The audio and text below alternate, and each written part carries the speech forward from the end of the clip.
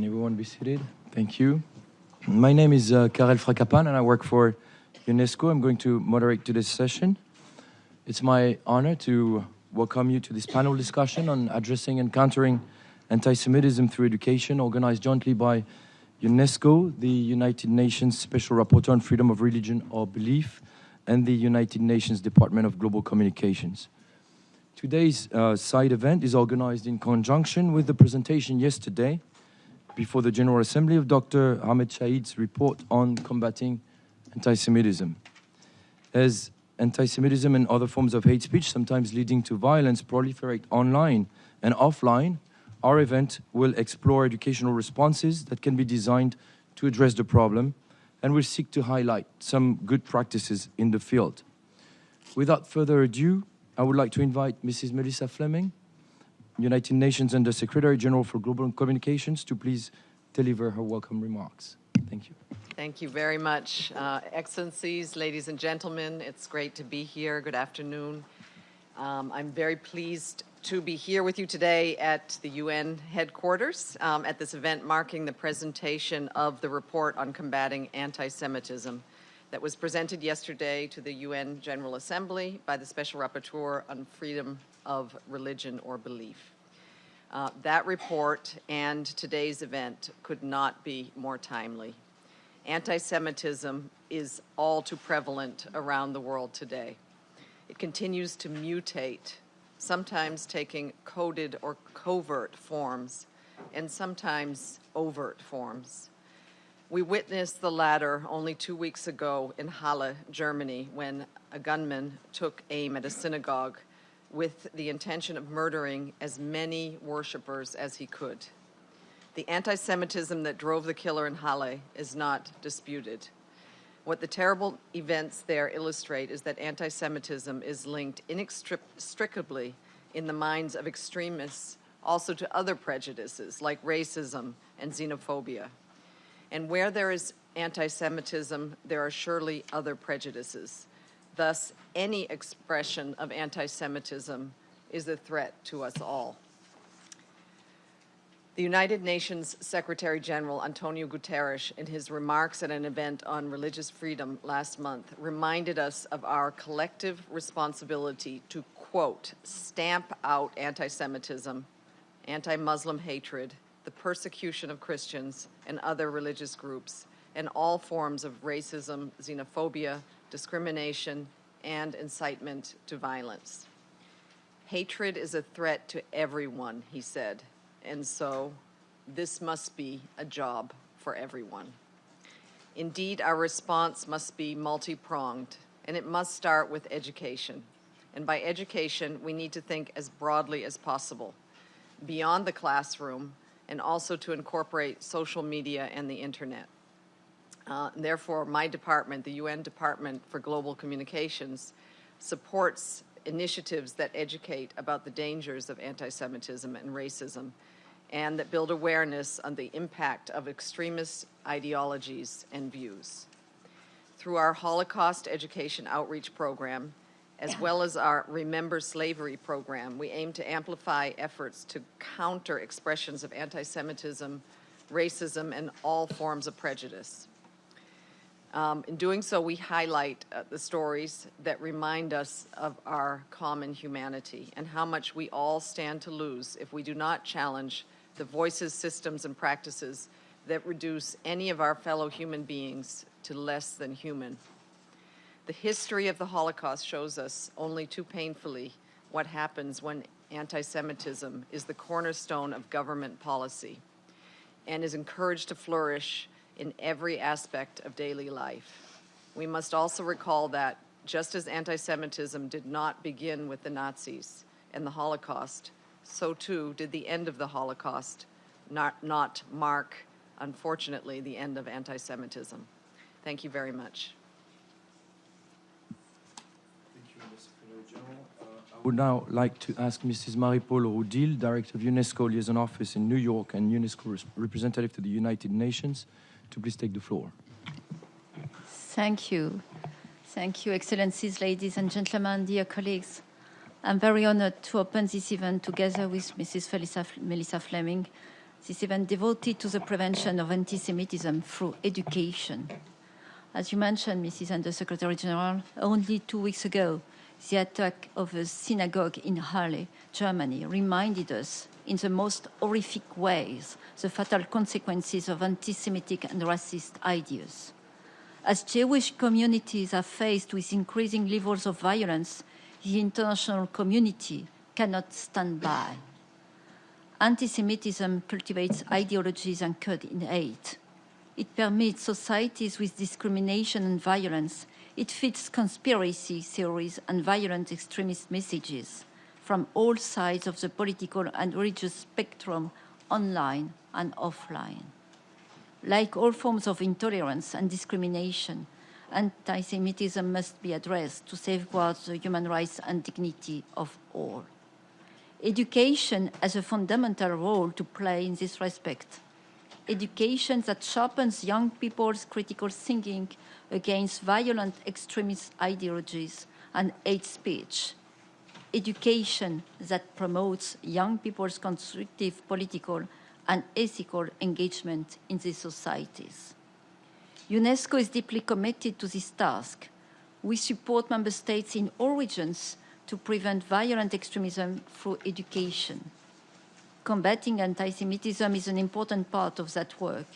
With the Office for Democratic Institutions and Human Rights of the OSCE, UNESCO has published a first-ever guide for education policy makers on addressing anti-Semitism. In the coming weeks, we will also publish guidance materials for teacher trainers so that educators are better prepared to tackle the problem. Together with the OSCE, ODIHR, the World Jewish Congress, and the Office of the High Commissioner for Human Rights, we will soon organize in Geneva a third training workshop for senior education policymakers. So far, we have trained senior ministries of education officials over 40 member states in all regions with a view to stimulate and support national policy. Ladies and gentlemen, please let me congratulate the United Nations Special Rapporteur on freedom of religion and belief on his timely and relevant report on combating anti-Semitism to eliminate discrimination and intolerance based on religion or belief. I am pleased that UNESCO was able to support the consultative process leading to the report and that, in partnership with the UN Global Communication, we are able today to explore further some of its important findings and recommendations. Finally, please let me also welcome our keynote speaker, Professor Irwin Cotler, and our panelists. I thank you for your participation and for your partnership in support of the cause we share. Education alone cannot prevent a radicalized person from committing a hate crime, but education can contribute to a climate in which intolerance and discrimination are no longer accepted and actively rejected. Let us work together to uphold every human being's right to live free from persecution, discrimination, and terror. I thank you for your attention.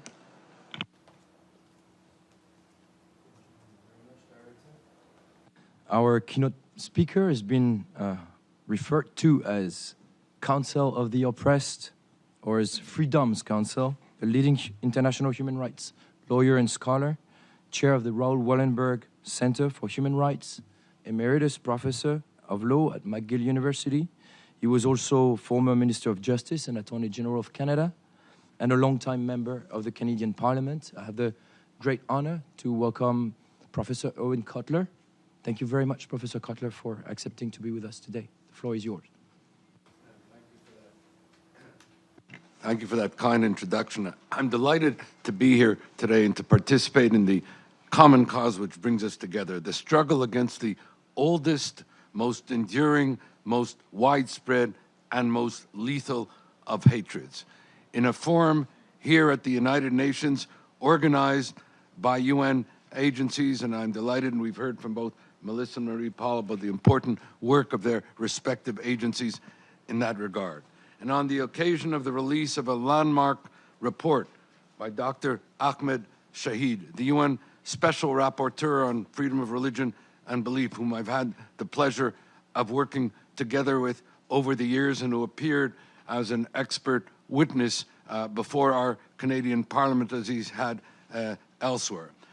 The whole recalling the words of the former UN Secretary General Kofi Annan, as we are meeting now at the UN, and I think it's appropriate to recall these words, some 15 years ago in a forum on anti-Semitism here at the United Nations, when he said that a United Nations does not put the combating of anti-Semitism at the forefront of its agenda betrays its founding and undermines its future.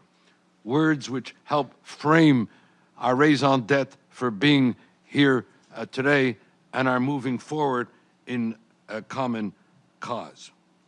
And I take a moment, if I may, to pay tribute.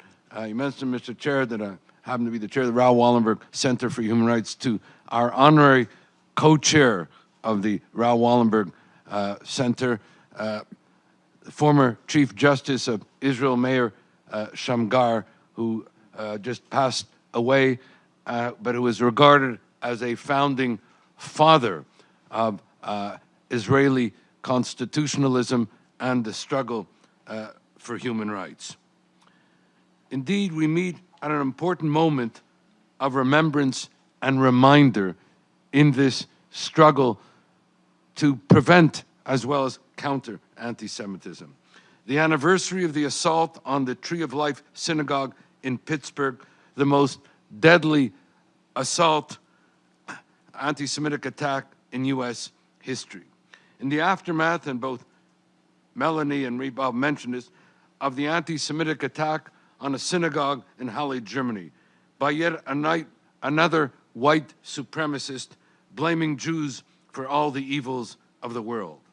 On the occasion of anti-Semitic violence in the last few days alone, in the run-up to this meeting, attacks in Paris, in Brussels, and here in New York, where there has been an astonishing rise in anti-Semitic hate crimes in what is considered one of the most liberal cities in America.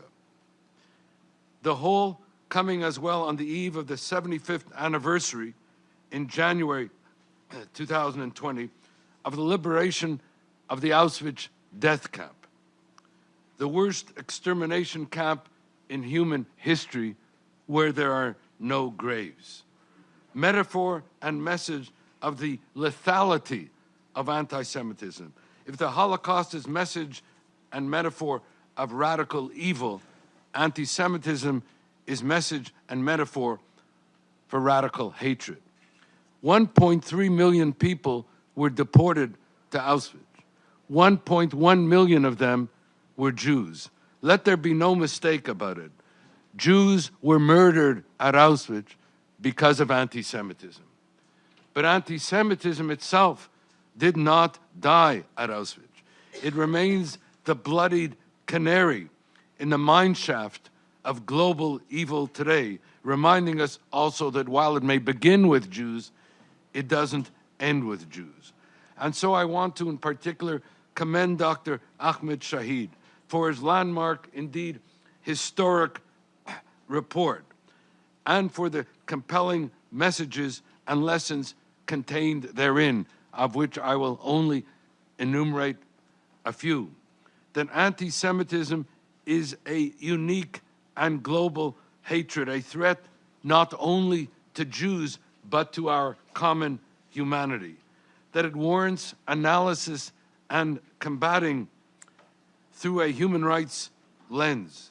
That the UN has a special role and responsibility in the combating of anti-Semitism.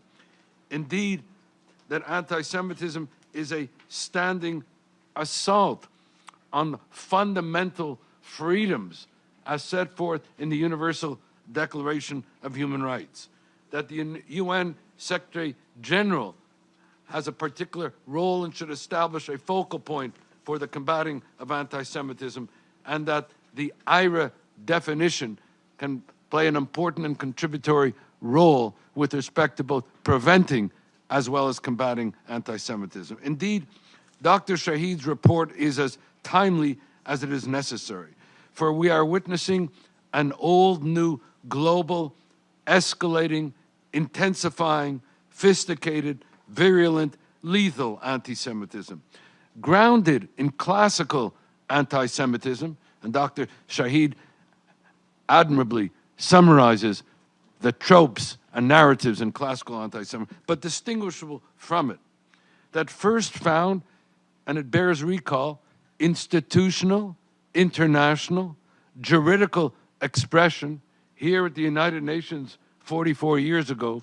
in the Zionism is Racism resolution, which itself was formally repealed, but it has gone dramatically beyond that.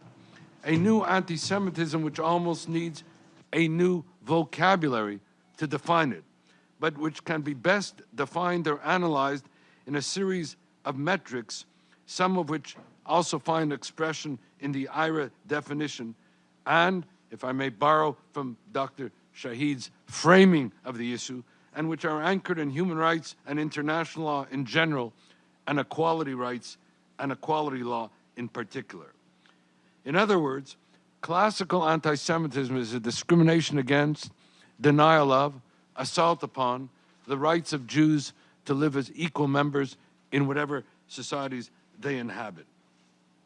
And we have developed metrics to identify, define, and measure these classic anti-Semitic tropes and narratives. The Anti-Defamation League, in a global study which it conducted in 2014 of these traditional metrics, and using 11 of these metrics, such as do Jews have too much power, do Jews control the media, and the like, determined that anti-Semitism, and I quote, was a persistent and pervasive virus. But there is a new anti-Semitism with a set of metrics that were not included in the ADL study, which I want to share with you today, and where the intersection between the old and the new was captured in a pithy and prescient way by the former Deputy Prime Minister of Sweden, Per Ahlmark, at the turn of the century in the year 2000, and which underpins my remarks today, and where he wrote, and I quote, "Compared to the most previous anti-Jewish outbreaks, this new anti-Semitism primarily attacks the collective Jew among the nations, Israel, and that such attacks, as he put it, start a chain reaction of assaults on individual Jews and Jewish institutions." And he concluded, "In the past, the most dangerous anti-Semites were those who wanted to make the world Judenrein, free of Jews. Today," as he added, "the most dangerous anti-Semites might be those who want to make the world Judenstaatsrein, free of a Jewish state." In that context, I want to identify 5 metrics of the new anti-Semitism, which also intersect the old and the new in their common assault on Jews today. The first is what might be called genocidal anti-Semitism.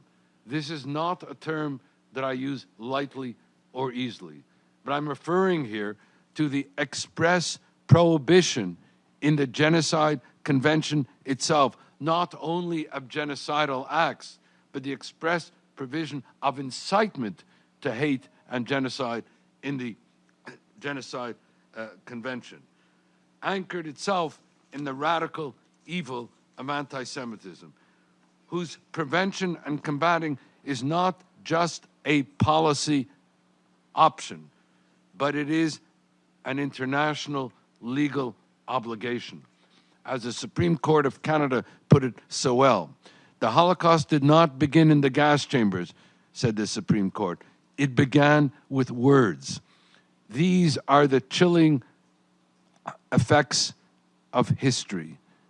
These are the chilling effects of racism." I have written elsewhere, and I won't bore or burden you with it, of 7 manifestations of genocidal anti-Semitism existing today, the worst being state-sanctioned genocidal anti-Semitism, and the worst being also the indifference and inaction and lack of response to what is an international legal obligation by the international community to prevent and combat it. The second is what might be called demonological anti-Semitism, of Jews, the Jewish people, and the state of Israel being seen as the enemy of all that is good and the repository of all that is evil, as expressive and constitutive of all the evils of the 20th century and all the evils of the 21st century. The whole as prologue to and in justification of discrimination, hostility, and violence in an Orwellian way against Jews, the Jewish people, and the Jewish state. And so it is then that Israel, the Jewish people, and Jews everywhere are not only the only state and the only people that are the standing targets of genocidal anti-Semitism, but the only state and the only people that are themselves accused of being genocidal, itself acting as a kind of a warrant for assaults upon it. So not only that the state and the people are being demonized, but Jews wherever they may be.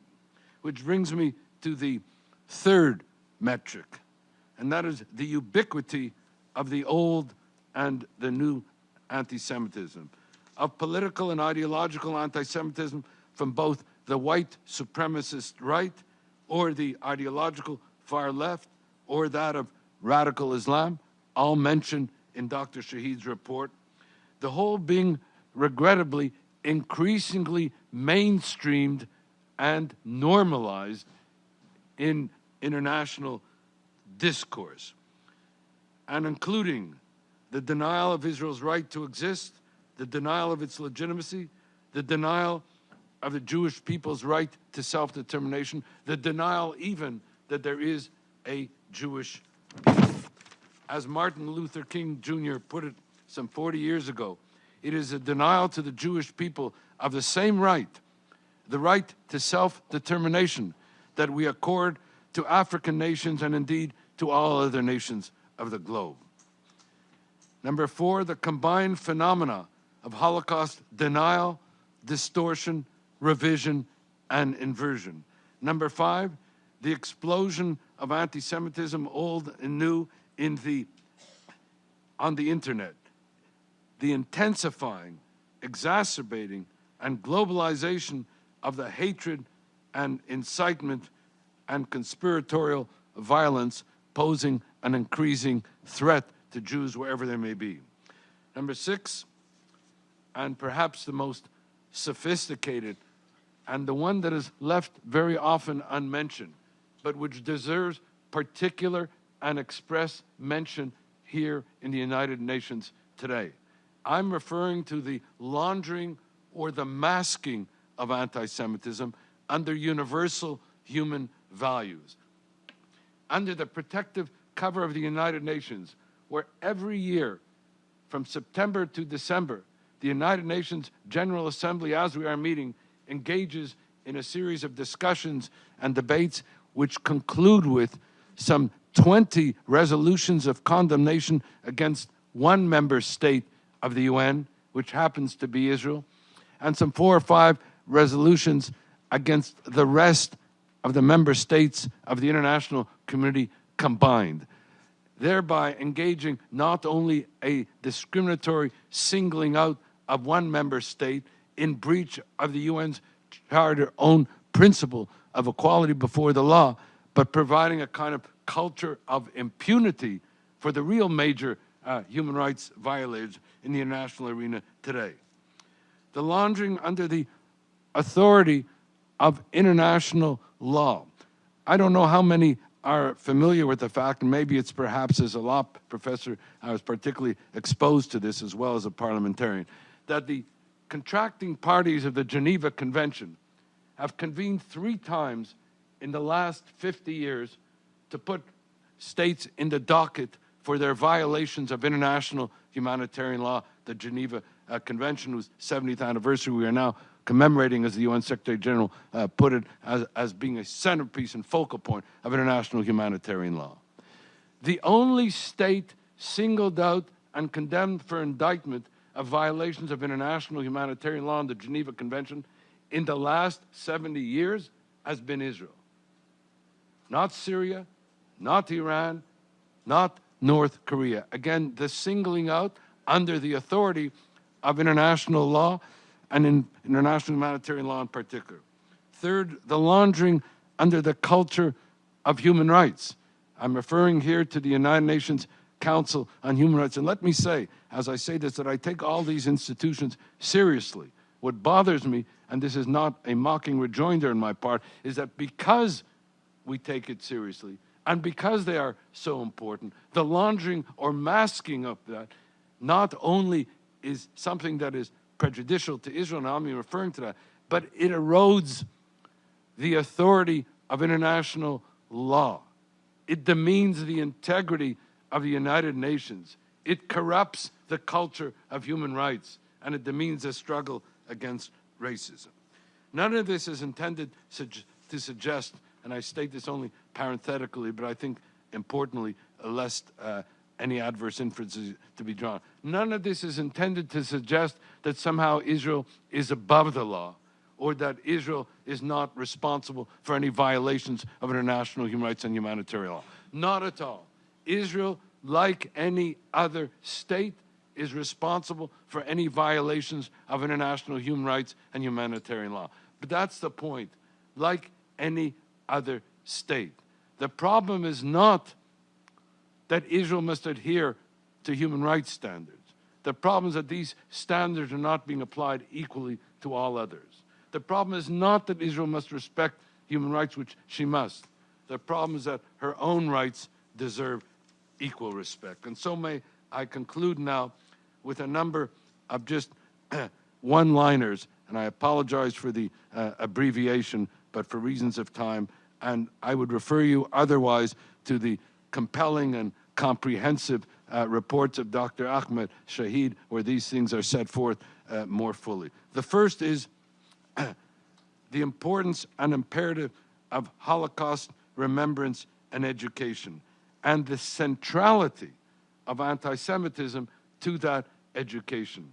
As Nobel Peace Laureate Elie Wiesel put it so succinctly and so well, the Holocaust was a war against the Jews in which, as he put it, not all victims were Jews, but all Jews were targeted victims.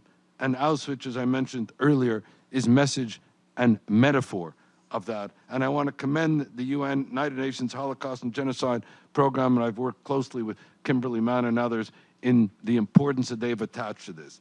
The second, and this was mentioned as well by Melissa and Marie-Paul, the importance of human rights education. I won't elaborate more upon this other than to say that as Minister of Justice and Attorney General of Canada, we took the issue of developing a national justice strategy against racism, hatred, and anti-Semitism to be anchored in the importance of human rights education, Holocaust and genocide education, anti-racism education, human rights education itself, and multicultural education. The third is the danger of indifference and inaction in the face of this radical evil and radical assault. What makes the Holocaust and the genocide of the Tutsis, whose 25th anniversary we are commemorating also now, what makes these genocides so horrific is not only the horror of the genocides themselves. That would be bad enough. What makes them so horrific is that these genocides were preventable. Nobody could say we did not know. We knew, but we did not act. Just as with regard to what is happening in Syria or in Myanmar, etc., we knew, but we did not act. And with regard to the globality of the radical evil of anti-Semitism, nobody can say we do not know. We know, and we must act. Number 4, as again Ahmed Shahid put it, anti-Semitism is not just a threat to Jews, but a threat to our common humanity. And so, as he puts it in his report, what is required now is a global mobilization of governments, parliaments, civil society, NGOs, medias, intellectuals, academics, and the like in the combating and indeed in the preventing of anti-Semitism.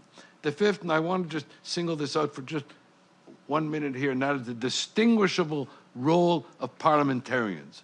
Because parliamentarians act as ombudspersons on behalf of their constituents. They act in a representative capacity with regard to the issues before them, including in particular what is the global threat of anti-Semitism. They act as legislators. They act as educators. They act as communicators. They have a distinguishable role to play. And I just want to recall and mention, because no time to go into it, the importance of the London Parliamentary Declaration on Combating Anti-Semitism, the Ottawa Parliamentary Protocol on Combating Anti-Semitism, two important principles and precedents which deserve not only to be better known, better learned, and mostly acted upon, but also a unanimous resolution adopted by the Canadian Parliament. I know it said of Canada, as someone wag put it, Canada, cancelled for lack of interest. So I know that this is not as well known as it deserves to be, if it is indeed known at all. But in 2015,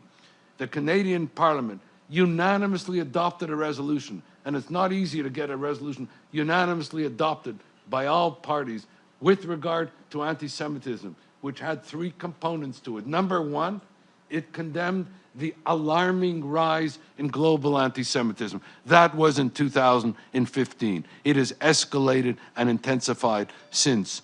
Two, it called on all parliaments, and in particular the parliament of which it was referencing, the Canadian Parliament, to make the combating of anti-Semitism a priority in both its domestic and foreign policy. And it concluded by saying that criticizing Israel is not anti-Semitic, and saying so is wrong. But singling Israel out for selective opprobrium and indictment, denying Israel's right to exist, let alone calling for its destruction, is discriminatory, hateful, and anti-Semitic, and not saying so is dishonest. And finally, that anti-Semitism, and again Dr. Ahmed Shahid put it so compellingly, is an assault on the most fundamental of rights. And the most fundamental of rights is set forth in the Magna Carta of Human Rights, the Universal Declaration of Human Rights. The freedoms of religion, conscience, and belief, the freedom of expression, the freedom of assembly and association, and I can go on. Anti-Semitism is a global onslaught on all these rights. And the IRA definition mainstreams the understanding of that assault and how it can be prevented and countered. And so I conclude with the words of Kofi Annan, and the whole report is echoed by Dr. Ahmed Shahid, that the struggle against anti-Semitism must be at the forefront of the UN agenda, must be at the forefront of our human rights agenda, lest we betray not only the founding ideals of the United Nations, but lest we, in fact, be bystanders to the necessity to prevent and combat this anti-Semitism. Thank you. Thank you very much, Professor Cutler, for these very inspiring remarks. Mrs. Rudil and Mrs. Fleming are called to a meeting, and unfortunately, and they will have to leave the room. So thank you for your kind understanding. I will also call the speakers to please join the speakers table here. And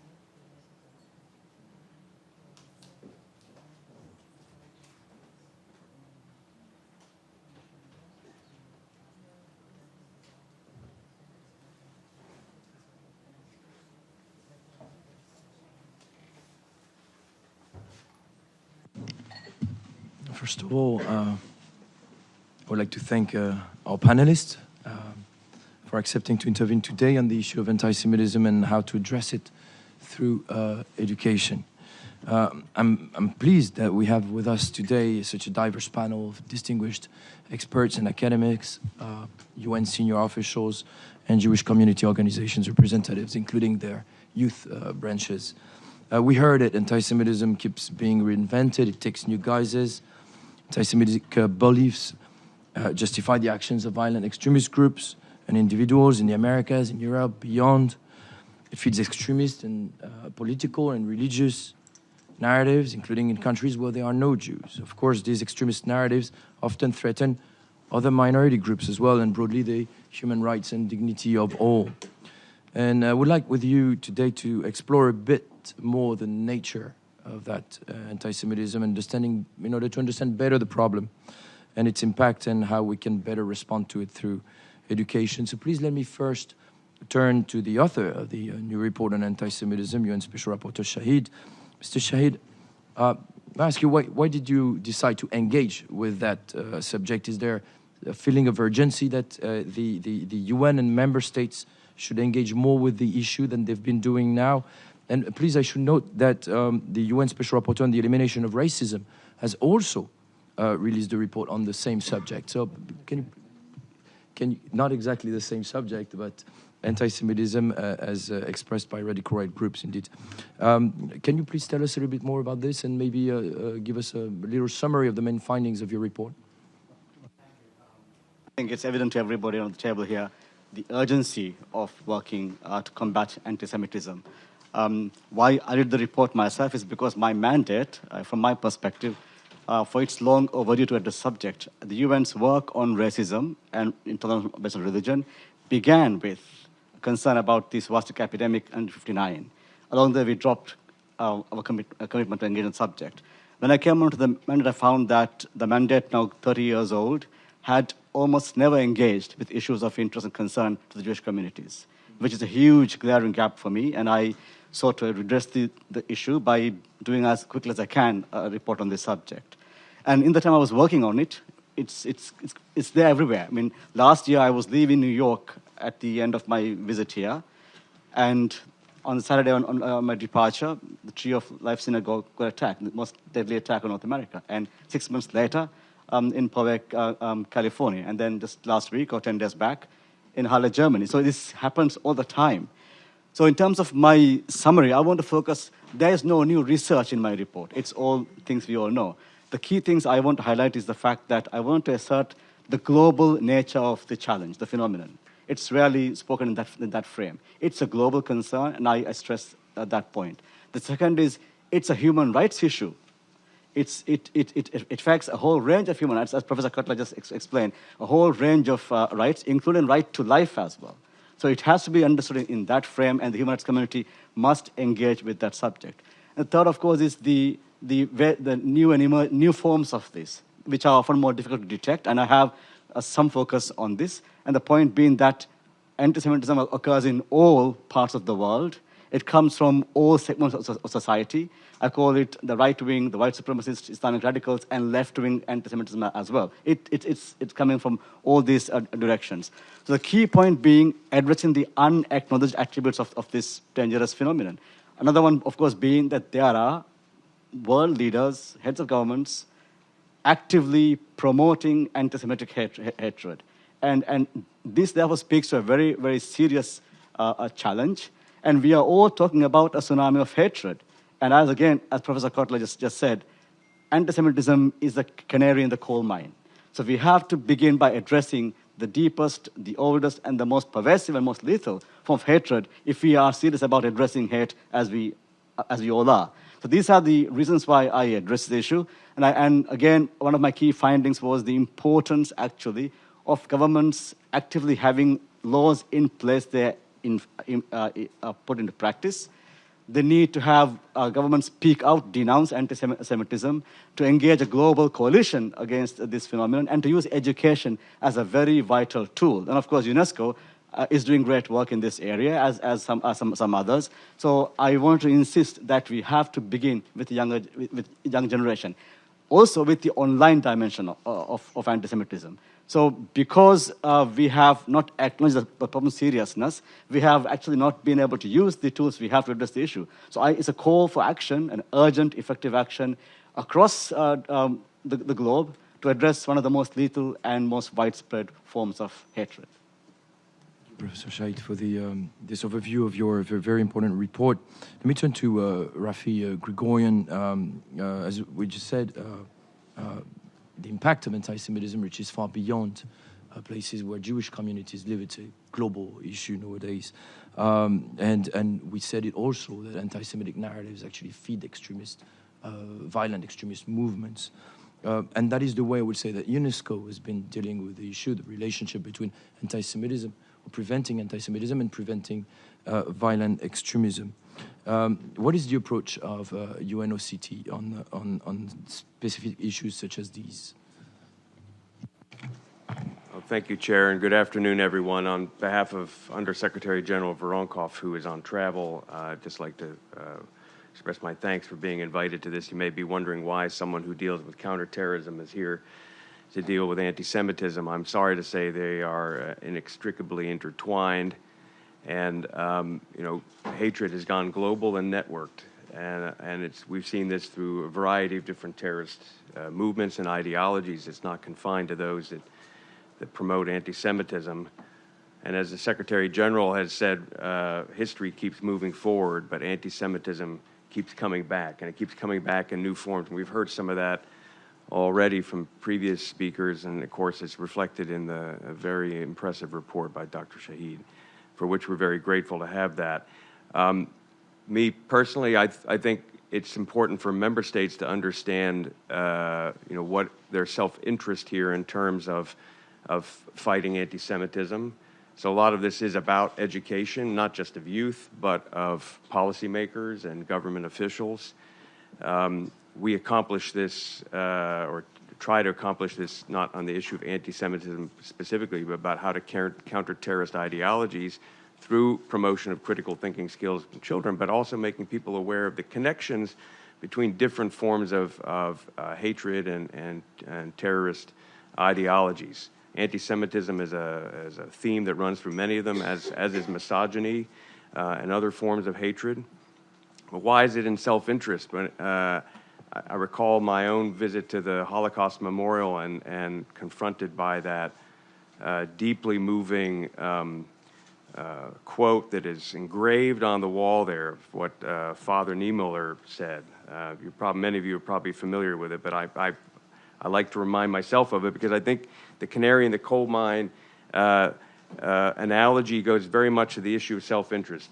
You may not know any Jews in the country you live in, and you may not understand why anti-Semitism is important, but you do when you hear what the Father had to say. First, they came for the socialists, and I did not speak out because I was not a socialist.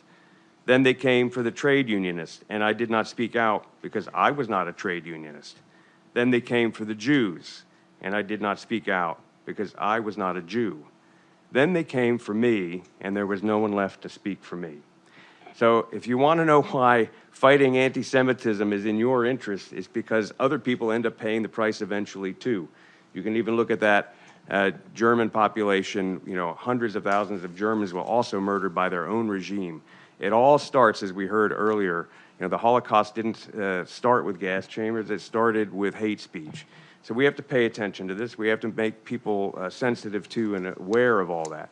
Some of the concrete ways in which we try to address it, other than supporting efforts by UNESCO and other partners, is through the promotion of the development of national plans of action for preventing and countering violent extremism.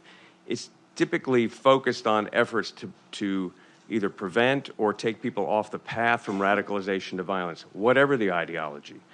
A lot of the material that's been developed in the last few years has been driven in response to the foreign terrorist fighter phenomenon associated with ISIL or Daesh, where more than 40,000 people from more than 100 countries were drawn to the conflict in Syria and Iraq for a variety of reasons, but among those reasons, in many cases, was dispensation to kill. And it starts with a belief that that's okay. So getting people off the path, giving them the critical thinking skills that allow them to understand the garbage that's coming across the internet or being presented to them often in person, that they're able to deal with that and put it in perspective. Very much for explaining your approach to the issue. I would like to turn to Felice Geyer to ask you a little bit about the current trends of anti-Semitism. I mean, we've been talking about increase of anti-Semitism online and offline. How do we measure that? And the figures that we have, are they reliable? Can you please tell us a little bit about this, and maybe also about the manifestations of anti-Semitism, maybe in comparison to other forms of hate crime? Is there anything that is specific that we should keep in mind when addressing it? Thank you.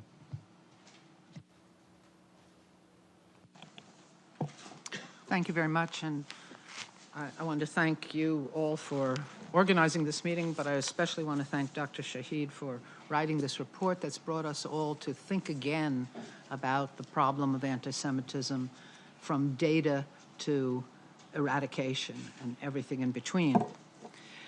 You know, you have to know what you're addressing if you're going to eliminate it, if you're going to combat it, if you're going to prevent it. Now, Mr. Cutler told us that there's plenty of new anti-Semitism, and we need to look at these issues in a broad way, but I can assure you there's plenty of the old anti-Semitism around, and one has to be able to document it. There has been a sense of alarm in the last few years because of the rising violence, in addition to discrimination and hostility that has become regularized, as Mr. Cutler pointed out. So we have an increased sense and climate of fear among the Jewish community. Who is monitoring and reporting on anti-Semitism? By and large, it's not governments. When the governments are keeping crime statistics and information of that sort, or when they've been asked by the Organization for Security and Cooperation in Europe, 57-member organization, to send them data about these crimes, only, what, 13? Dr. Shahid says only 13 of the 57 states have data. That's in Europe and North America and Europe, East and West. So data is lacking. Secondly, there is data from non-governmental sources, some of whom do this on a regular basis, and who provide information whenever possible. The data on online hate and the rhetoric of hate speech online reveals that an overwhelmingly high proportion of such hate speech is, in fact, anti-Semitic speech. Again, Dr. Shahid writes about this really quite cogently in his report and describes these incredible numbers. So we have not enough solid data, but my goodness, he only had 10,000 words to write to the United Nations about this. They're limited, you know, in how much they can provide. And in those 10,000 words, he told us a great deal about the sources of anti-Semitism in violence, in killings, in synagogue attacks, the data on online rhetoric and speech, and he went further and provided information from a series of rather interesting seminars and consultations with victim communities and with concerned Jewish communities as well, and experts in different countries.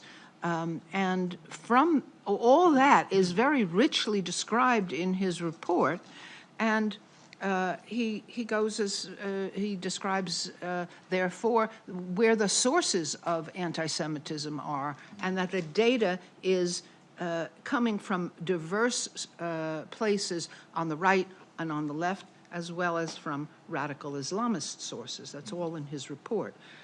He says further that that we have to look at this issue using the context of the working definition, because that helps you get to the data and what you're actually looking at. Yeah, thank you. In fact, let me jump to that directly, because indeed the report provides us with very strong foundations for policy in that respect. But now, if we want to look a little bit deeper into the issue and how anti-Semitism evolves and develops itself, manifests itself today, I would like to ask Mark Wiseman from the Simon Wiesenthal Center to tell us maybe a little bit about the nature of contemporary anti-Semitism and how it has evolved, what are its main features, and how it's different from older forms, if it is. Thank you. I also want to join in thanking the organizers of this and to thank Ahmed Shahid as well for not only the objective eye that he brought to the topic, but also his tone of moral outrage that comes through as you read the report, that the condition of anti-Semitism that exists today has been allowed to reach this point. I think that's also one of the things that underlies the report, is a sense of vision that this is wrong and needs to be corrected immediately, starting with the United Nations and then spreading outward. Anti-Semitism today is both, and people have talked about it already, Irwin Cotler and others have mentioned the combination, Felice just now, between the old and the new and the comparison. But anti-Semitism today is really both present and strong in manifestations that go even beyond the extremism of the shootings that we've heard from Halle and Poway and Pittsburgh. To begin with, the Fundamental Rights Agency in Europe in 2018 released a report of a survey that did over 12 European countries, over 16,000 Jews responding, making it the largest survey of Jews at that point. And it focused on anti-Semitism, and the result was 90% of the Jews surveyed responded that they felt a rise in anti-Semitism, but it was not only in the extreme cases that we're hearing about. It was in the pervasive everyday examples of, just last week, I got a report of a student in Australia forced to kiss the feet of a classmate in an anti-Semitic act, just from schoolyards to workplace to everyday forms of people walking to synagogues, people now being afraid to wear kippot or be publicly identified as Jews or speaking in Hebrew publicly. And it's the day-to-day harassment that in some ways is the most dispiriting and the most discouraging and requires the greatest effort to root out. So I think that's one of the key things that we have to remember. It's not just the high-level examples that we read about. It's what happens in everyday life that forces Jews to view themselves as being different from the societies in which they live in and not being protected and not being valued as members of the society that they live in. Anti-Semitism today combines elements of the traditional anti-Semitism that began with some of the religious anti-Semitism embedded in Christianity. And again, I think that we don't think often enough of how structural that is to Western society in particular, how it's not just verbal. If you go, we all heard about the destruction of the cathedral, the great fire of the Cathedral of Notre Dame this past year in Paris. But the statues that are embedded in that same building embody very traditional anti-Semitic stereotypes. And people see that and walk past it. Masterpieces of Western art, for example, very often contain themes and motifs that deal with this. If we want to talk about a very current issue, the demonization of Jewish financier, for example, such as George Soros, leaving aside, again, you can criticize Soros on positions he takes and actions and so on and so forth, but the trope of a Jewish financier trying to undermine traditional Western society and values is one that plays back into the Rothschilds and goes back into the protocols of the Elders of Zion. It permeates society at the same time that it mutates as well to different and modern forms. Irwin spoke very eloquently about the necessity of recognizing the anti-Semitism that's aimed at Israel. I'm not going to repeat what he said other just to affirm that it's clearly there. But I think that one of the things that we also have to consider is the anti-Semitism that is available online is not just and actually Facebook, for example, is not the worst offender by far.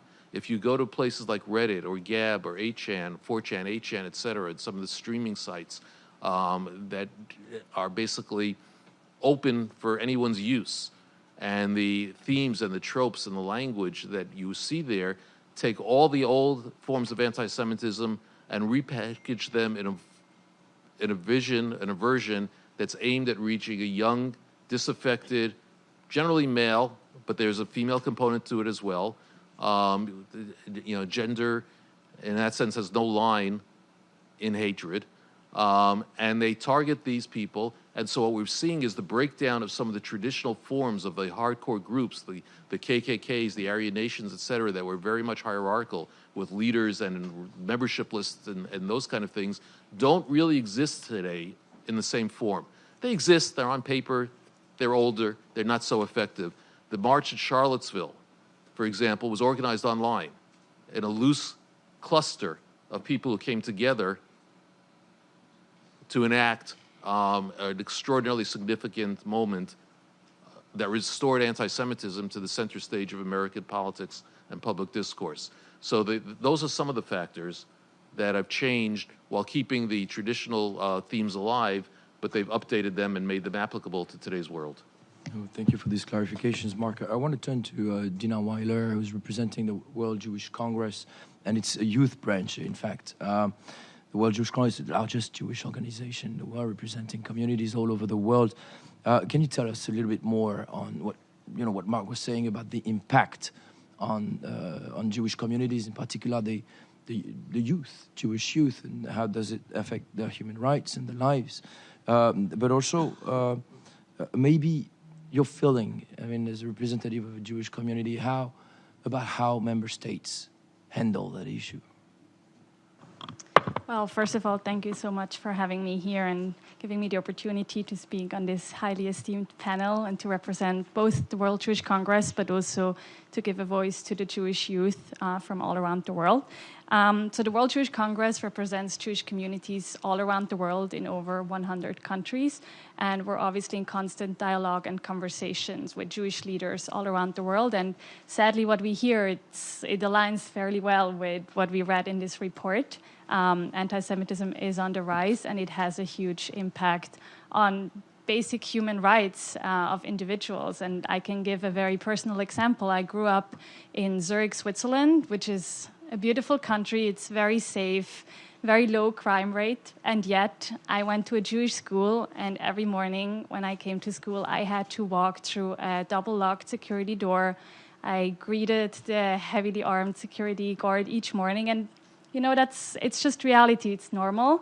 And when you're a child, you think it's normal, but the older you get, you realize that this is a tragedy and that should not be normal, especially in a country like Switzerland, where people can live a very good life and safe life.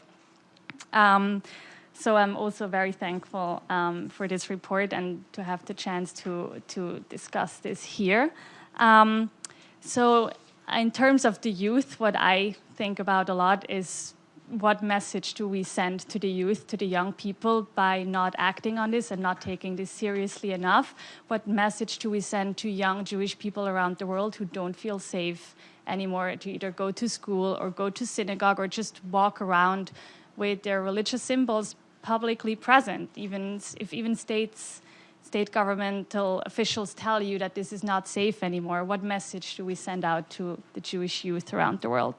And there are steps that have been taken. I know that the World Jewish Congress actually worked together with UNESCO on a website that is called aboutholocaust.org, and it's an interactive website educational that provides educational tools that address the misconceptions that exist around the Holocaust. And I think that's actually a great way to address the young people, because many people won't read books anymore about the Holocaust, but my generation is online. And that's, I guess, a great way how to reach them. The question I have is, how do we get the people to visit those websites? I think once people are willing to engage in this conversation, a big part of the work has been done, but the question is, how do we get people at the table and engage in these conversations? Yeah, that's really the point of indeed working with ministries of education in that regard, and that's really the object of the discussion today. And I want to turn back to Professor Shahid in this respect. I mean, some of the recommendations of your report are really about education and education systems. Can you tell us a little bit more about those, including the issue of human rights education? I mean, a number of countries are doing really good human rights education. But should we do more to tackle anti-Semitism specifically, or types of discrimination and intolerance specifically? Is human rights education enough? It's important to remember that, to deal with one form of hatred is to deal with all forms of hatred. You can't be hating just one particular community and not be hating others. So they are interlinked. But there are specificities in each that need to be identified. Often, hatred comes through coded forms, as covert forms, as we heard. So you don't actually get them unless you had the specifics of that understood. So it's important to focus, therefore, on specificities of anti-Semitism as well. I also talk about my report about ways of doing this. It's not just the fact that we should focus on, say, Holocaust education and teaching about anti-Semitism, but how do we do this? In the Netherlands, I came across the Anne Frank House, and they told me about how they were dealing with football hooliganism. The importance of getting peer-to-peer contact. In their experience, that how people learn most is not from a teacher who is maybe 15 years older than them, but through peer-to-peer engagement. They listen more to their peers than perhaps to people who are parental age instructors. So the peer-to-peer contact is important. So there are pedagogical aspects that have to be factored into this. At the same time, we have to frame this in a human rights-based approach, that we are grounding this on the idea of human dignity, that everybody is equal, because what we are claiming in combating anti-Semitism is that equality for all.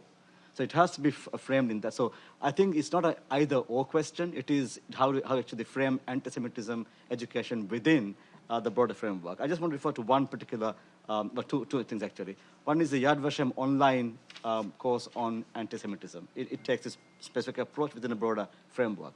And then, of course, the UNESCO guidelines that are coming out, both focusing on anti-Semitism per se, but also framing it in the human rights framework. I also want to recall Child Rights Convention, Article 29, which every state, bar one, has signed on to. It requires states to make sure that children are raised in an environment of tolerance and respect for diversity, for other religions, and so on and so forth. This should be part of the education system. My own mandate, which is pegged to the 81 Declaration, has in Article 5.3 a requirement that, despite parents having a right to raise children in the moral convictions, ensuring that children grow up in an atmosphere of tolerance, diversity, respect for the religions and beliefs. So we have to embed anti-Semitism training within a broader human rights framework, bearing in mind that specificities have to be understood, but in this overall context of respect for all.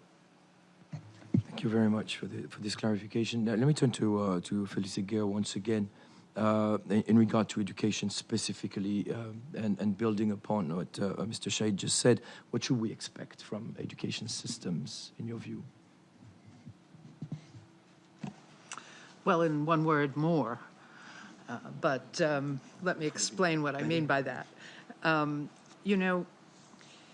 We all talk about education as something that's going to somehow prevent actions in the future.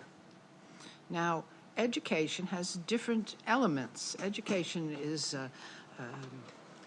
book learning, it's learning facts, it's learning to understand what a problem is, but it's also learning how to address that problem, what to do in particular situations, how to respond to situations. We have now, for example, in the United States, endless experiments with students in schools about how to hide if there's an active shooter. That's education, of course. It's experiential education, and it's actionable. But we have nothing comparable in terms of how to respond when there is incitement to hate, when there are attacks on religious communities, Jews or others, or how to respond in particular situations like that. The UNESCO book on addressing anti-Semitism through education begins to take us through what is education and how do you use it in a practical way. And it makes a recommendation that anti-Semitism should be taught in a human rights context. Now, Dr. Shahid's report says that he does it there. And we have to ask the question, what does it mean? UNESCO says, well, it means that education should support inclusiveness and human rights for everybody. Okay, sure. Who could object to that? It says that anti-Semitism should be taught as a human rights topic. Well, that's rarely done these days. Years ago, human rights went this way, and racism experts and anti-Semitism experts went that way. And it says that there should be critical thinking should be taught, which teaches somebody how to be resilient and to respond to the kinds of incidents that we've talked about. Well, okay, that's the experiential type of effort that I've talked about. Having a working definition on anti-Semitism, which Dr. Shahid recommends states adopt, would be an experiential tool. It can be used for education. It can be used for training of teachers, law enforcement officials, judges, government officials, so they can understand what they're dealing with. But it also can be used in other ways because it has a whole range of examples of what is anti-Semitism that many people wouldn't ordinarily think about. And if one uses those examples, one can understand where we are. A general human rights approach is usually focused on establishing the commission of violations by states of acts against individuals. Now, what we're seeing in Dr. Shahid's report is an effort to educate the states who received this report in the United Nations about not only what anti-Semitism is, but what their obligations are. And their obligations are not only the legal obligations that Mr. Cutler spoke about in his brilliant opening address, they are also obligations to ensure that when you know there's a problem, you are protecting people who are at risk. And the challenge that Dr. Shahid poses to the member states of the United Nations is to both take action and avoid inaction in the face of anti-Semitism, because there's been so much inaction in the face of anti-Semitism. So there are government responsibilities that have to be set out. He has, 15 or 20 governments who have responded. What they've said in there is a pittance of what needs to be done. It's just the tip of the iceberg of what really has to be done in order to eradicate this. When Kofi Annan, who Mr. Cutler also referred to, convened that first program on anti-Semitism here at the United Nations 15 years ago. I was privileged to be part of it. I said, anti-Semitism is not hooliganism. It's human rights abuse. It was being called crime, hooliganism, boys will be boys, kind of a problem. It isn't. It's basic human rights abuse and has to be addressed as such. And Secretary General Annan understood that this was necessary on a human level, but it was also necessary for the United Nations itself, because he said Jews need to feel that the United Nations is their home too, and that this issue can be recognized and addressed effectively here through positive measures, not negative ones. Thank you very much. No, I hear what you're saying also in terms of the complexity of the educational approach, how education systems should manage to prevent anti-Semitism through education. In other words, what are the preconditions of education that can help prevent anti-Semitism, but the other issue is also how to prevent anti-Semitism from occurring and how to respond to it in educational environment. That's, I think, an important dimension which you referred to. There is also the issue of responding to anti-Semitism through knowing more about anti-Semitism, therefore teaching about anti-Semitism and the history of anti-Semitism. Maybe Mark and Dina, if you want to comment a little bit on this part of our discussion. To follow up on what you were just talking about, I actually was also present at the 2004 meeting that Kofi Annan called to here, and I think that's one of the earliest times that I began thinking of the necessity of having a definition of anti-Semitism, because there was a great deal of defensiveness on certain people who spoke, not necessarily the panelists, but otherwise a reception and how exactly do we define anti-Semitism? How do we begin to clarify what it is? And when I introduced the definition into IRA, and following its adoption, when we adopted it in May 2016 in the Bucharest plenary, I honestly did not expect or anticipate that so many countries and so many institutions would pick up on it and take it up for themselves. And it seems that it struck a certain chord. And I think the necessity was illustrated perhaps best, and this sort of maybe ties in a number of the things that we were just talking about, through one very specific example of a firebombing of a synagogue in Germany, in Wuppertal, in 2014, in the summer of 2014, that two German courts, an initial court and then an appeals court, both refused to see that as a hate crime or as an evidence of anti-Semitic intent or anything like that, and ruled that it was protected political speech as a protest against what was happening in the Middle East and Gaza at that time.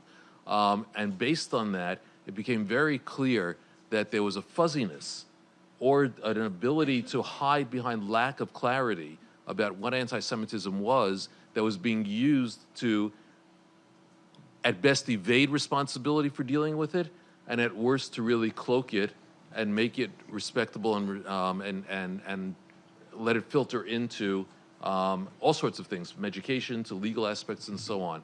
So I think that's one of the reasons that close to these 20 countries have adopted or endorsed the definition, and why it keeps moving forward, and why it begins to set a basic bar for what we are talking about when we refer to anti-Semitism.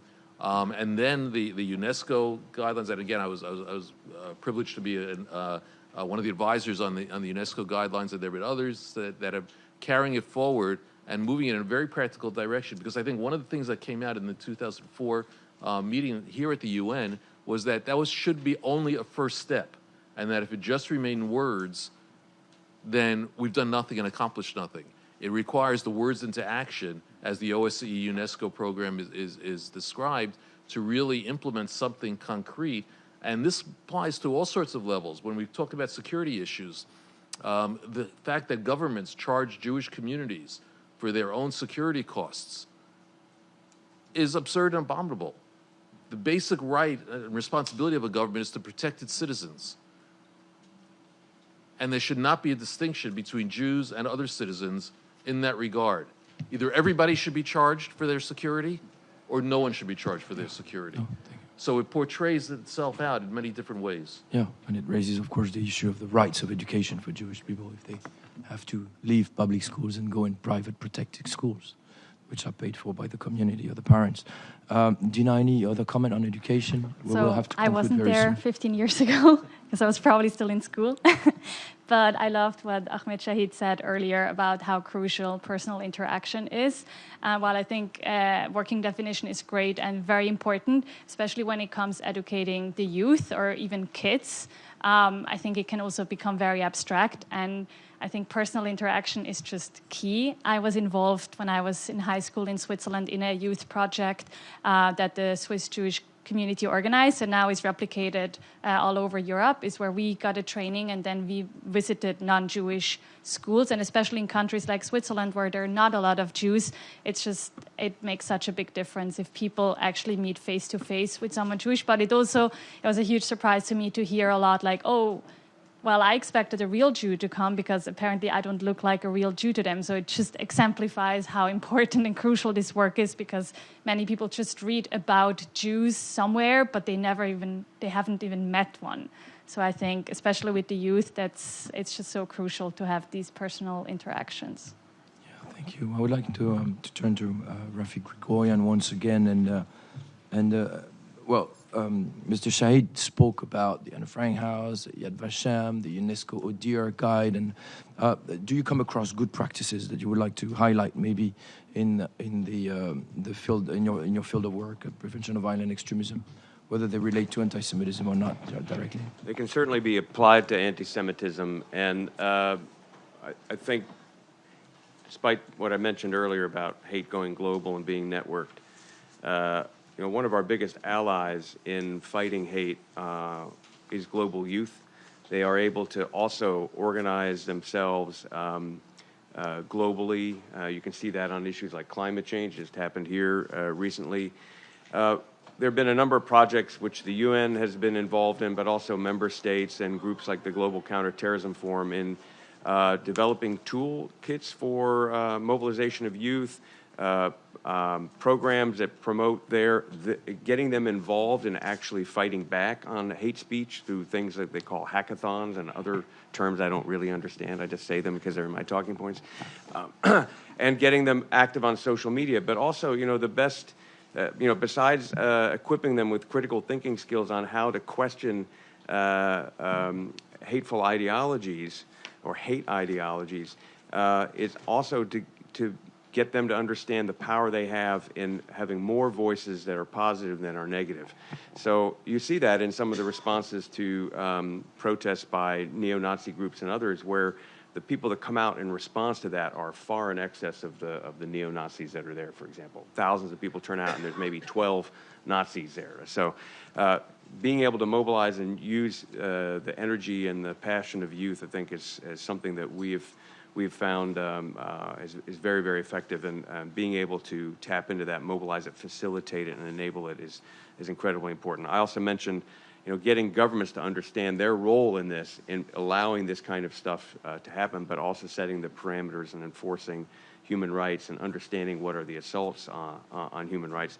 And then the role media plays in all this, the interaction that youth have with media and the way they take in information. We heard they don't read books anymore, they read stuff online. When you search something online, there's an algorithm behind all that directs you to material. And in the fight against ISIL, one of the things we've been doing together with the major social media companies is to get them to adjust their search algorithm, so it's directing you to material that would be better for them to see.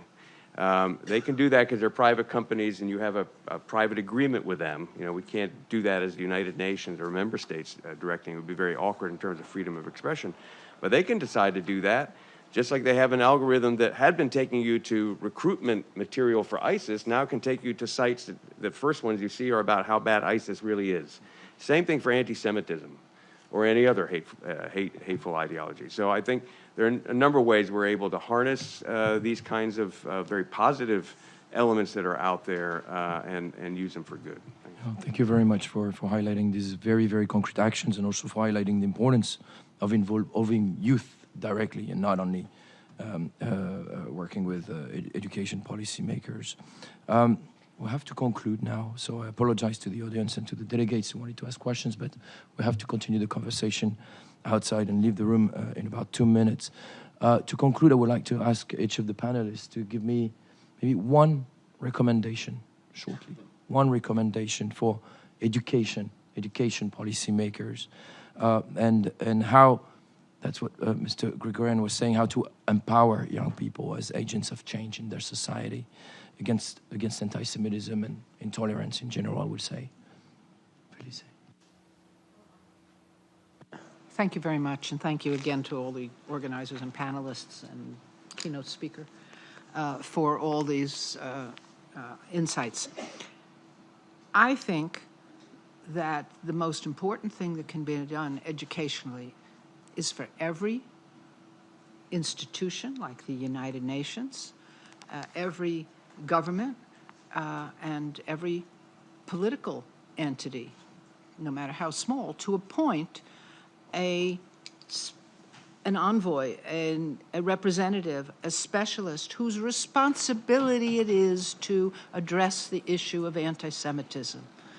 Whether it's the Executive Office of the Secretary General restoring the position that it had 15 years ago, with a special envoy who worked with the community, worked with the organizations, worked with the Holocaust Remembrance to develop the Holocaust Remembrance programs here, and otherwise, or whether it's what the American, German, British, and other parliaments have done in appointing special envoys, or the EU has done. When no one's responsible, no one's responsible. When someone's responsible, it makes a huge difference in every level, from education to action. Thank you. Special envoy or coordinator at governmental level. Mr. Gregorian, your recommendation. Besides some of the things we're already doing, I think one of the areas that is of growing interest to member states, but also to the UN Office of Counterterrorism, is the prevalence and the expansion of right-wing terrorism, and the way they're interconnected through individuals and groups around the world. So being able to understand how they communicate and how they motivate and inspire and direct each other and enable each other to act would be incredibly important for education policy officials to know, because the youth are a target of that. And you see that through, various subcultures of online gaming, for example, where some of this kind of activity is going on. So I think understanding what is going on will help educators come up with strategies for countering that. Thank you. Dina? So my recommendations are very short. Start early. I don't think you can start early enough. You can adapt your language to whatever age you're talking to. I just participated in a workshop in Switzerland with kindergarten teachers and how they can address issues like race or diversity, because kids are smart. They ask questions, and we should be able to answer them in an appropriate way and don't shy away from these questions, because kids also hear a lot from home or from other places. So the earlier we start, the better. And also to invest time, because it takes time to unpack biases. We all hold biases, and but no one's born an anti-Semite. So whatever you can learn, you can unlearn again, hopefully. Thank you. Mark, your recommendation? Thank you. First of all, I want to second what was said before by all the panelists, but particularly what Felice said, because I was going to go in that direction as well. So I'm going to just add two other things. One is that I think that on top of everything that's been said, there is a necessity for moral, political leadership in denouncing anti-Semitism today. There is a gap in that. Too many people in positions of authority are instrumentalizing anti-Semitism and using it to further political aims. And a corollary of that is the avoidance of politicizing the denouncing of anti-Semitism. For right to call out anti-Semitism on the left, or for the left to call out anti-Semitism on the right, serves no practical purpose other than ennobling their own feelings, perhaps. But what is needed is for the right to deal with it on the right to start with that, for the left to deal with it on the left, and so on. In other words, our own houses need to be examined most of all. And finally, I'm going to sort of take a little bit of a counterintuitive step here, which is I'm going to caution about one thing. Jews should not be defined by anti-Semitism. When you teach it, when you work with the subject, that should not be the perception that is left of Jews, how anti-Semites define Jews. You need to deal with the totality of the Jewish experience as members of society, as contributors, as people who lived in cultures and civilizations and countries, and the positive aspect cannot be allowed to be overwhelmed in any approach by the negative. Thank you very much. I will leave the last word to Ahmed Shahid. For this, they're all there, and I don't want to pick and choose, but just to stress a couple of things. One, of course, is the importance of adopting the IRA definition and using it as a critical legal tool. That is a very important starting point, along with the focal points for doing this. And Mark's last point, that, yes, we have a number of countries now doing Holocaust education, but very often they miss to look at the totality of the Jewish experience, the modern contribution in the past and so on and so forth.